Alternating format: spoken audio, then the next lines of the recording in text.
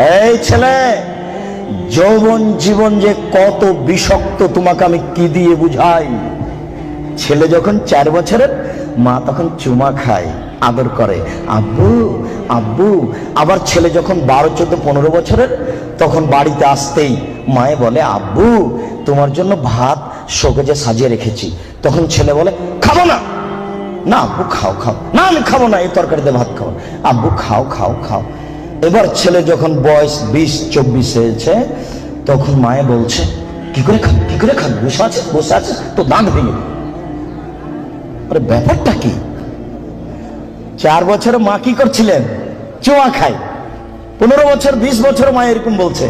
এবার 20-24 যখন হয়ে গেছে, তখন মার কেন জানি সহ্য করে না। মাও বলছে ছেলেকে ইনকাম করা লাগবে।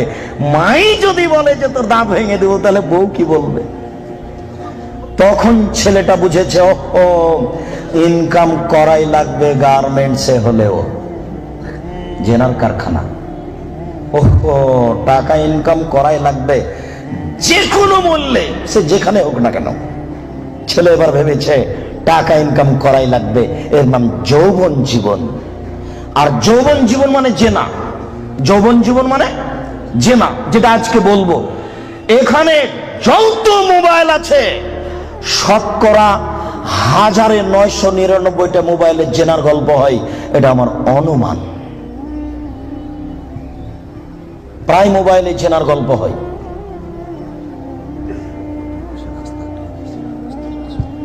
যৌবন জীবনে মানুষ 2টা বিপাকে পড়ে। এক, টাকা। সে দেখতে চায় না টাকা বৈধ না অবৈধ। 2, দেখতে চায় না সে মান সম্মান, জাহান্নাম কি জান্নাত, বাপ মায়ের মান সম্মান যাবে কি যাবে না।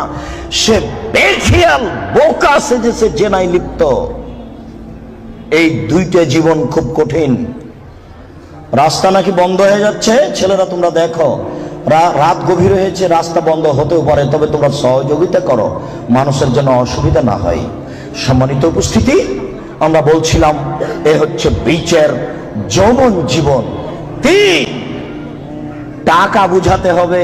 আইনা ইকতাসাবহ ফিমান ফাকাহু, টাকা কোথায় ইনকাম হয়েছে সেটাও বুঝাতে হবে, টাকা কোথায় ব্যয় হয়েছে সেটাও বুঝাতে হবে।